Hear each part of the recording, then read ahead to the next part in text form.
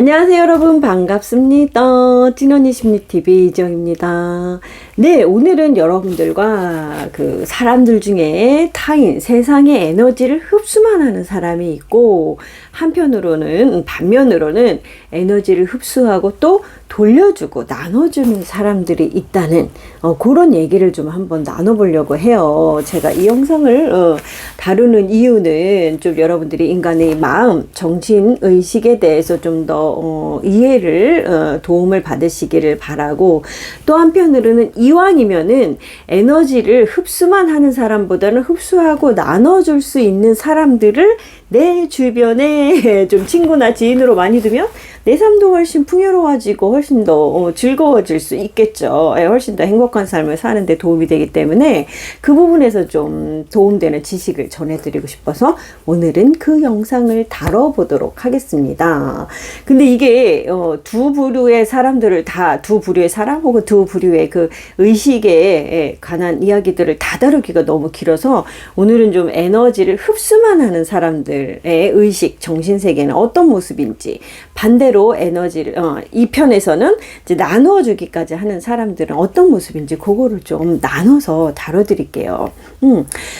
자, 일단 이거는 제가 어디서 이제 참고를 했냐면, 제가 예전에 이제 심리학 공부하기 전에 영성 쪽 공부를 좀 많이 했었어요. 일단 거기서부터 출발을 했었는데, 그 당시에 이제 데이비드 호킨스라는 유명한 세계적인 영성가가 있는데, 그분이 그 인간의 의식, 정신에 관해서 관심이 많아서 굉장히 오랜 시간 동안 연구를 하셨더라고요. 그래서 그 연구 결과를 책으로 냈어요. 그 책이 뭐냐면, 보신 적도 있으실 것 같은데, 네. 의식혁명이라는 책이에요. 의식혁명. 근데 이 책이 제가 본 거로는 번역자가 두 분이 있더라고요. 그래서 저 같은 경우는 이종수라는 쓴 분의 번역이 훨씬 좀 이해하기가 쉬웠어요. 예, 이 책이 조금 어려워요. 딱딱하고. 근데 그래서 저도 여러 번 읽고서 이해를 했는데, 두 분의 번역 그 책을 다 읽어봤는데, 이종수라는 분이 쓴 책이, 번역한 책이 훨씬 이해가 쉬웠고요. 나중에 알고 보니까 또 저희 지인의 아버님이시더라고요. 너무 놀랍고 신기하고 반가웠는데, 뭐 지인 찬스 이런 거 아니고요. 네, 제 개인적으로 진짜 이 책이 조금 그분이 해석 번역하신 게 훨씬 조금 이해가 쉬웠어요. 그러면 이제 본론으로 들어가자면, 그 데이비드 호킨스가 수십 년간 수백만 번의 근육 테스트라는 방법을 통해서 인간의 의식이 수준별로 어떻게 나눠지는지, 어떤 특징적인 모습들을 보이는지를 정리를 했는데, 근육 테스트까지 설명하기 시간이 너무 오래 걸려서 그거는 좀 책을 참고를 하셨으면 좋겠어요.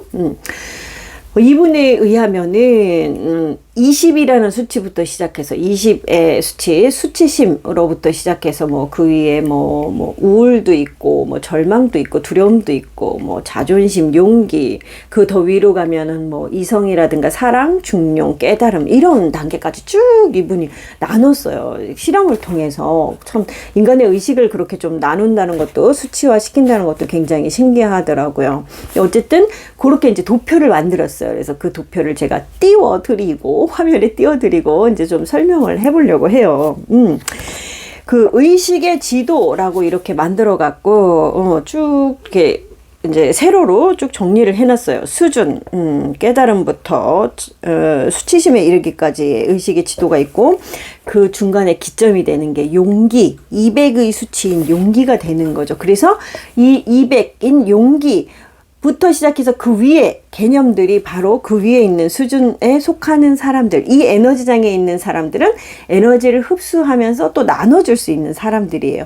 반면 그 밑에 자존심부터 수치심, 그 영역에 해당하는 사람들은 에너지를 흡수만 하는 사람들인 거죠. 그래서 그 200 이하의 수준에 있는 사람들의 기본적인 삶의 태도는 그냥 살아남기인 거예요. 삶을 그냥 태어났으니까 그냥 살아남아 보자. 예, 그래서 뭐 가난과 결핍 이런 데서 비롯되는 절망, 우울 이런 영역에 있기도 하고, 뭐 그 조금 더 위에는 분노, 욕망 이런 단계도 있고요. 근데 이제 용기의 수준에 이르면 다른 사람들의 안녕을 중요하게 느끼면서 이제 그 뭐 500, 600 이런 수치까지 쭉 올라가는 거죠. 그래서 좀 제가 하나하나 한번 다뤄드릴게요. 각각의 수치에 해당하는 그 의식의 에너지 장들이 어떤 모습을 가지고 있는지, 어떤 사람들의 모습을 갖고 있는지를 좀 다뤄드릴게요. 그리고 여기서 우리가 알아야 될 거는, 자, 20, 30 이렇게 수치가 됐을 때 우리가 보통 생각하는 수의 개념에서 20과 30은 10의 차이가 있잖아요. 근데 이게 대수라고 하더라고요. 저도 수학은 아주 잘 모르겠어요. 근데 이제 여기 설명에 의하면 대수라는 게 뭐냐면 20과 30이 10의 차이가 아니라 20의 10승과 30의 10승. 어마어마한 차이죠. 잘은 모르겠지만 느낌상으로 굉장히 큰 차이가 날 거라는 거는 짐작이 가능해요. 그래서 그렇게 큰 차이가 난다고 하더라고요. 그러면 이제 수치심부터 보면 20, 에너지 수준이 20인 에너지 수준이라는 말이에요. 네, 수준이 20에 속하는 이 수치심에 해당하는 사람들은 어떤 모습을 갖고 있냐면 거의 뭐 죽음과 가까운 상태의 모습인 거죠. 그래서 더 이상 살고 싶지는 않은데 자살도 할 수 없으니 그냥 마지못해 살아간다는 생각만 해도 같이 있으면 굉장히 힘들 것 같아요. 이런 에너지, 이런 생각을 갖고 살아가는 사람이라면. 그래서 이 사람들은 좀 굉장히 잔인해지는 경우도 많대요. 그래서 막 그 수치심에 이 에너지당에 속하는 뭐 어른이나 아이들이 막 동물 굉장히 잔인하게 학대하거나 자기들끼리도 좀 잔인하게 구는 모습들이 있고요. 그리고 좀 엽기적인 범죄를 저지르기도 하고 그런다고 하더라고요. 이게 이제 수치심의 단계에 속하는 사람들의 모습인 거예요. 자, 30 에너지 수준 30은 죄의식인데, 이 죄의식은 자기 연민이나 자기 학대, 피해의식에서 생기는 여러 증상들이 바로 죄의식이라고 봤어요. 그래서 죄의식에 가득 찬 사람들은 종교단체의 선동자들에 의해서 강요당하고 조종당하기가 쉽다고 그렇게 책에서는 얘기를 하고 있어요. 그래서 여기도 마찬가지로 좀 동물 학살 같은 잔인성을 드러내기도 하고요. 자, 그 다음 에너지 수준 50은 무기력의 단계예요. 무기력의 에너지장에 있는 사람들, 의식 수준에 있는 사람들은 그 빈곤, 절망, 자포자기, 그냥 하루하루 그냥 대충 사는 사람들, 희망도 없고 이런 그래서 현재와 미래가 굉장히 황폐해 보이고 비애가 인생의 주제인 사람들이 이 에너지장에 속한다는 거죠. 그래서 집도 없이 헤매는 사람들, 사회의 낙오자, 이런 사람들이 이 수준에 해당하는 사람들이라고 보면 될 것 같아요. 그래서 현실을 마주할 수 있는 용기조차 갖기 힘든 희망의 포기 상태에 있는 사람들이 이 에너지 장인 거죠. 네. 다음 에너지 수준 75는 슬픔이에요. 네.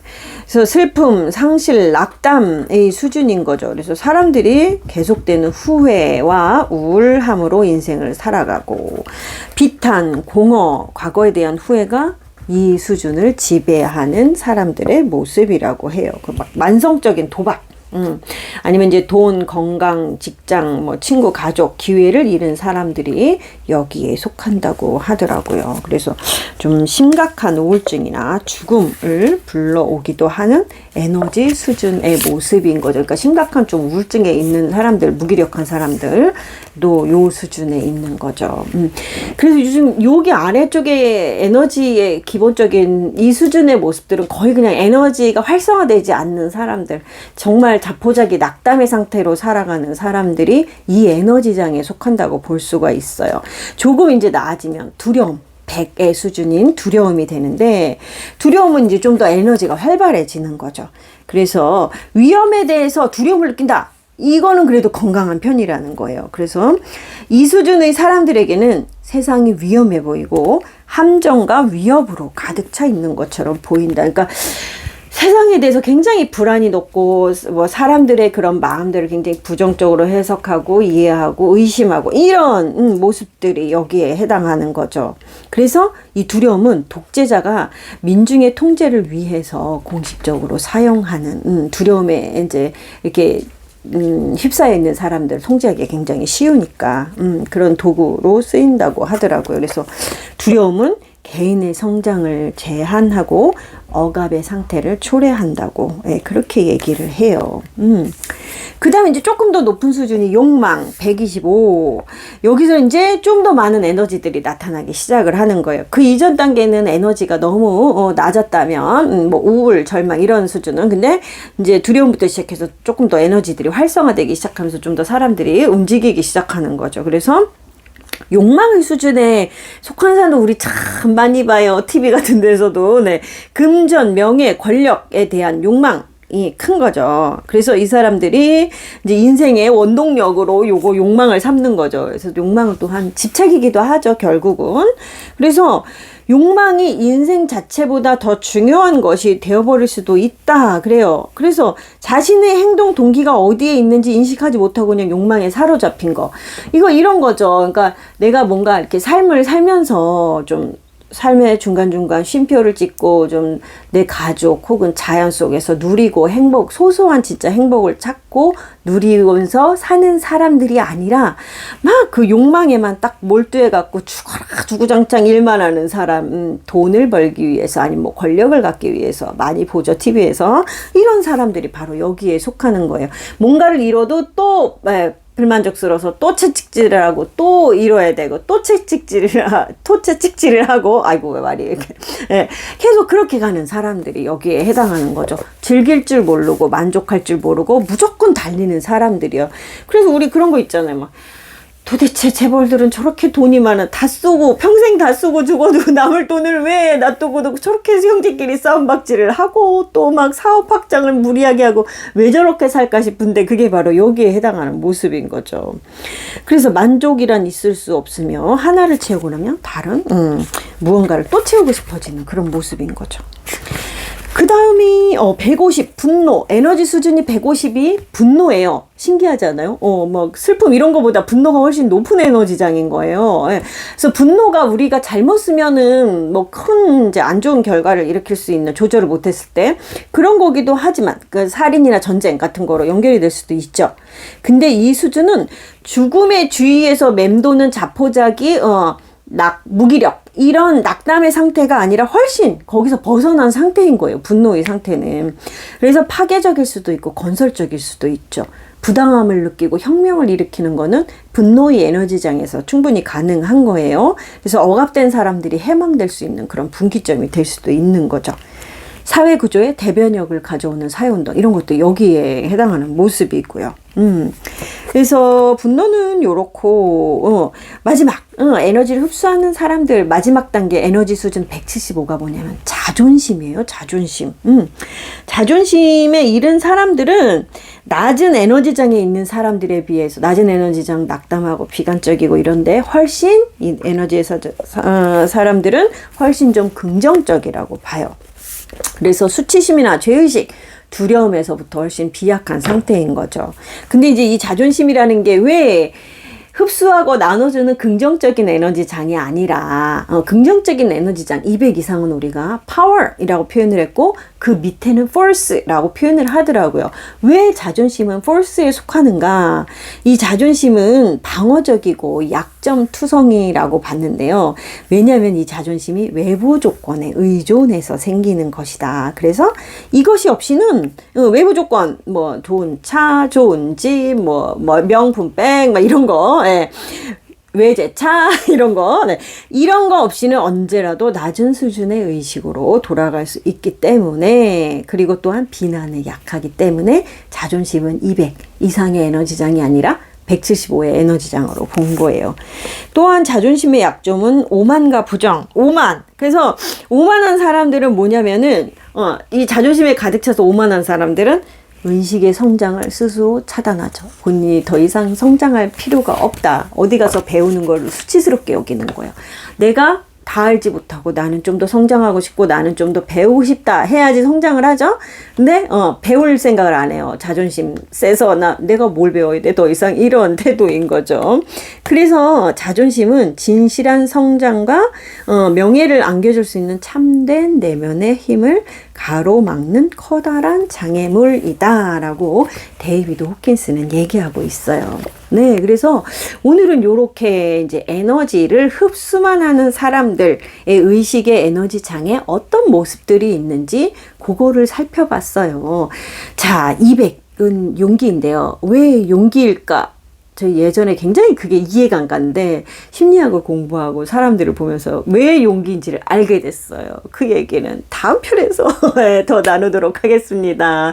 오늘 영상도 도움이 됐기를 바라고요. 그러면 다음 시간에 또 뵐게요. 안녕히 계세요. 안녕히 계세요.